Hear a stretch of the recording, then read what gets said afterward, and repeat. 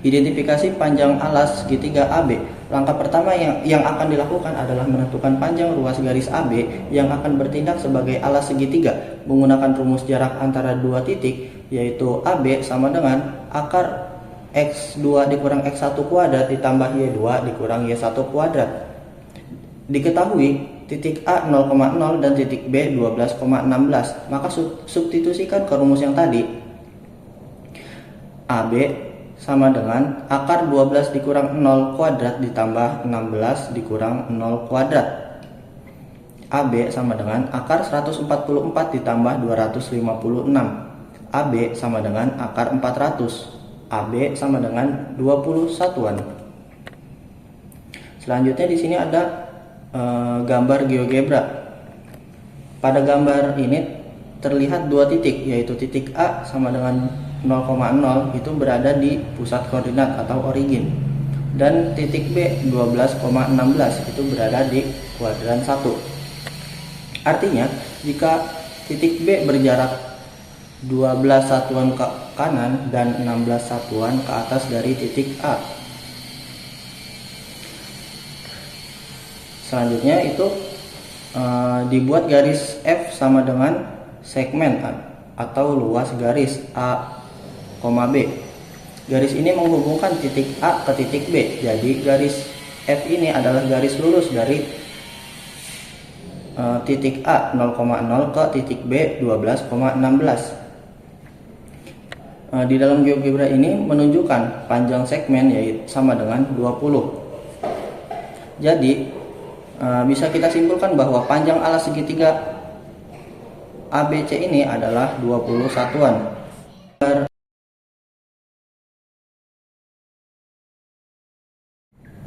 Penentuan tinggi segitiga yang dibutuhkan.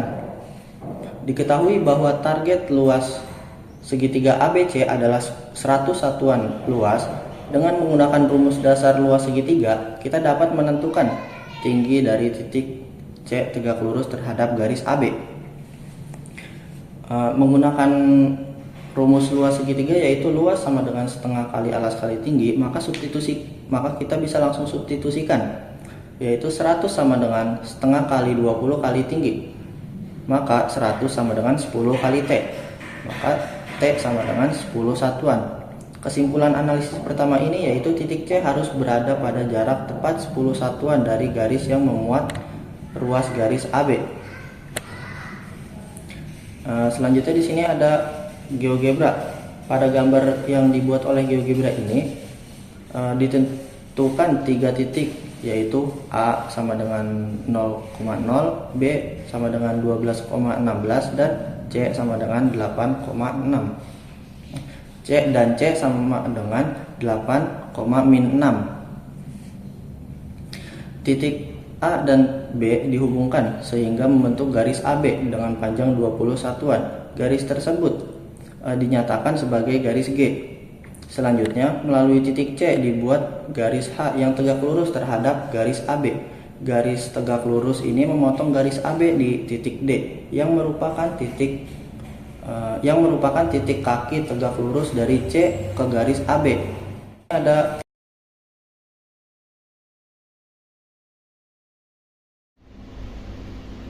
langkah ketiga, kita akan menentukan persamaan garis alas dan lokus titik C.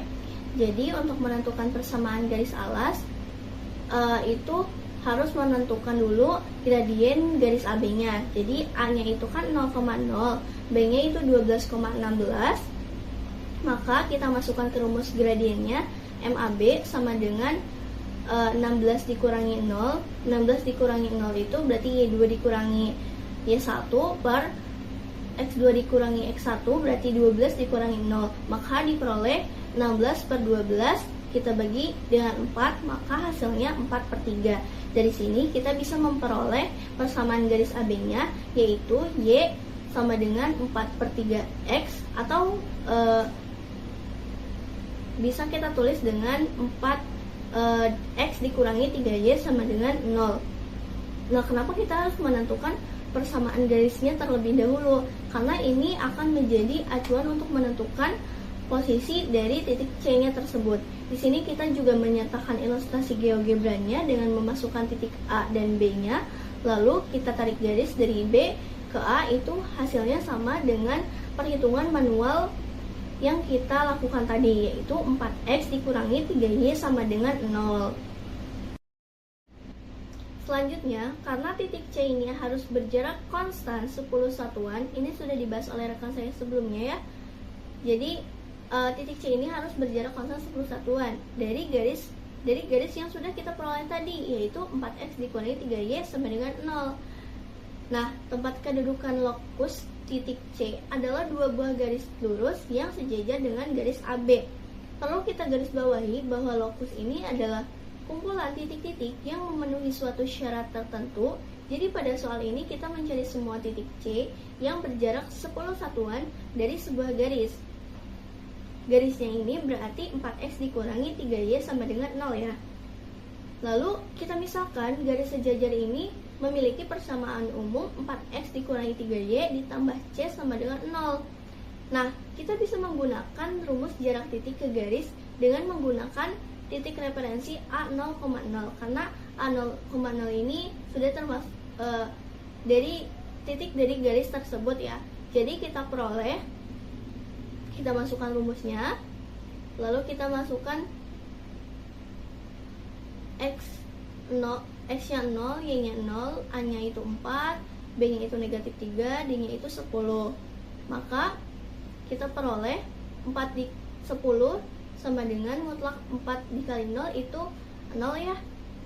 Dan dikurangi 3 dikali 0 itu 0, ditambah C, maka sisanya itu mutlak C, dan bawahnya itu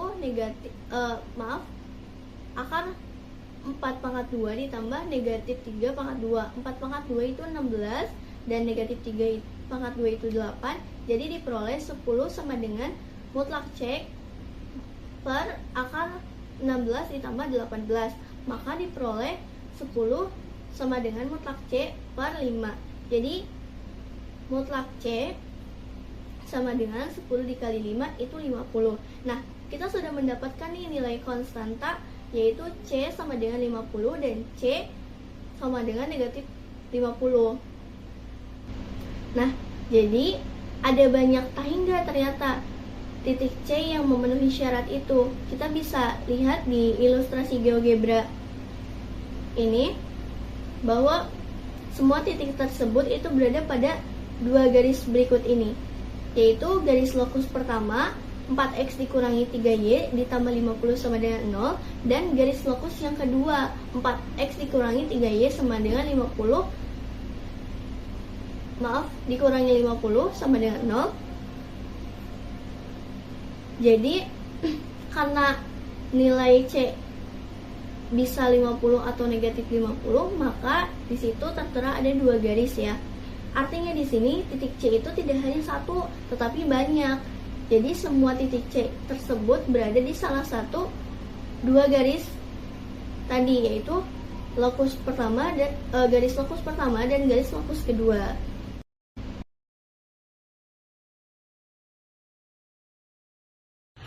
Lanjut langkah yang keempat. Pada kesempatan kali ini saya akan menjelaskan tentang eksplorasi titik C dalam suatu segitiga dengan titik A dan B yang sudah diketahui. Pada kasus ini, kita diminta untuk menentukan minimal dua posisi titik C yang berbeda serta menganalisis apakah titik C bisa segaris dengan garis AB. Yang pertama, kita bahas kemungkinan jika titik C segaris dengan AB. Jika titik C berada pada tepat garis AB, maka tinggi segitiga terhadap garis AB adalah 0. Hal ini menyebabkan luas segitiga menjadi 0 sehingga tidak terbentuk segitiga. Jadi, dapat disimpulkan bahwa titik C tidak boleh segaris dengan A dan B jika ingin membentuk segitiga. Selanjutnya, kita masuk ke posisi pertama titik C. Untuk posisi pertama, kita menggunakan persamaan garis, yaitu 4X dikurangi 3Y ditambah 50 sama dengan 0. Kita substitusikan nilai X, misalkan X sama dengan negatif 8. maka diperoleh 4 dikali negatif 8 dikurang 3Y ditambah 50 sama dengan 0. Hasilnya, negatif 32 dikurang 3Y ditambah 50 sama dengan 0, 3Y sama dengan 18, berarti nilai Y sama dengan 6. Sehingga didapatkan nilai C1 sama dengan negatif 8,6. Titik ini membentuk segitiga siku-siku dengan sudut siku-siku terletak di titik A. Selanjutnya, kita bahas posisi kedua titik C. Untuk posisi kedua, digunakan persamaan garis 4X dikurang 3Y dikurang 50 sama dengan 0. Kita substitusikan nilai X, misalkan X sama dengan 8, maka diperoleh 4 dikali 8 dikurang 3Y dikurang 50 sama dengan 0. Hasilnya 32 dikurang 3Y dikurang 50 sama dengan 0, 3Y sama dengan negatif 18, berarti nilai Y dapat kita simpulkan adalah negatif 6. Sehingga didapatkan titik C2 itu adalah 8, negatif 6. Dan kedua posisi tersebut terlihat bahwa titik C dapat berada di dua posisi yang berbeda atau dua sisi yang berbeda. Terdapat garis AB namun tetap membentuk segitiga dengan luas yang sama selama tidak segaris dengan A dan B. Sebagai kesimpulan, posisi titik C dapat bervariasi tetapi harus berada di luar garis AB agar segitiga tetap terbentuk.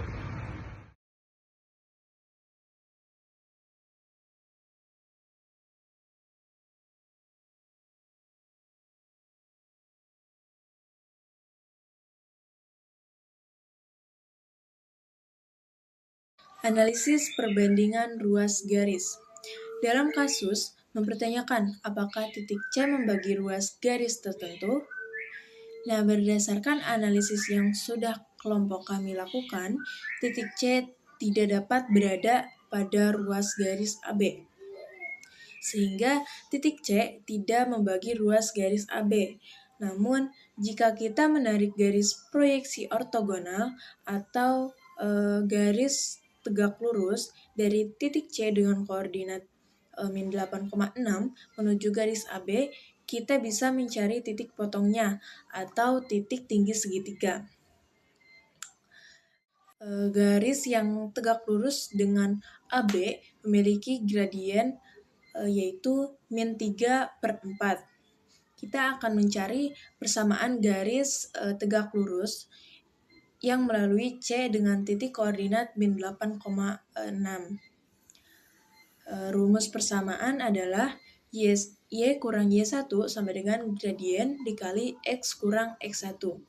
Kita sudah mempunyai Y1, gradien, dan X1, di mana Y1 adalah 6, gradiennya min 3/4, dan X1-nya adalah min 8. Maka bisa langsung kita substitusikan menjadi Y kurang 6 sama dengan min 3/4 kali X tambah 8.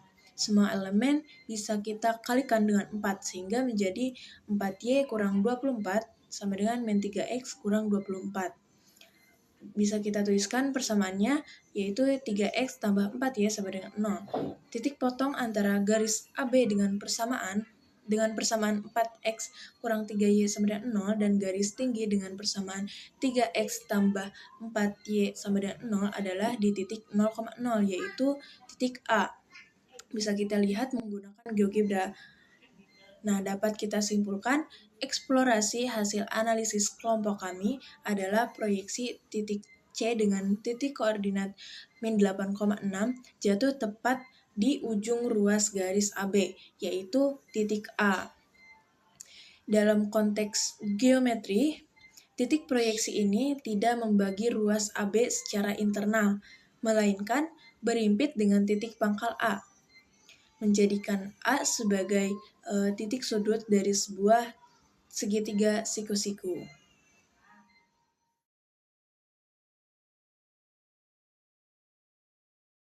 Jadi kesimpulan kelompok saya berdasarkan eksplorasi analitis dan visualisasi geometris yang telah dilakukan terhadap kasus L, kelompok kami menarik beberapa kesimpulan sebagai berikut. Yang pertama, ketinggian segitiga untuk membentuk segitiga dengan luas tepat satuan luas yang memiliki titik alas di dan dengan panjang alas satuan, maka titik mutlak harus berada pada jarak tegak lurus tinggi tepat satuan dari garis. Yang kedua, lokus tempat kedudukan titik, mengingat jarak titik ke garis, harus konstan sejauh satuan, maka tempat kedudukan titik bukanlah sebuah titik tunggal, melainkan berupa tak terhingga titik yang terletak pada dua buah garis lurus yang sejajar dengan garis.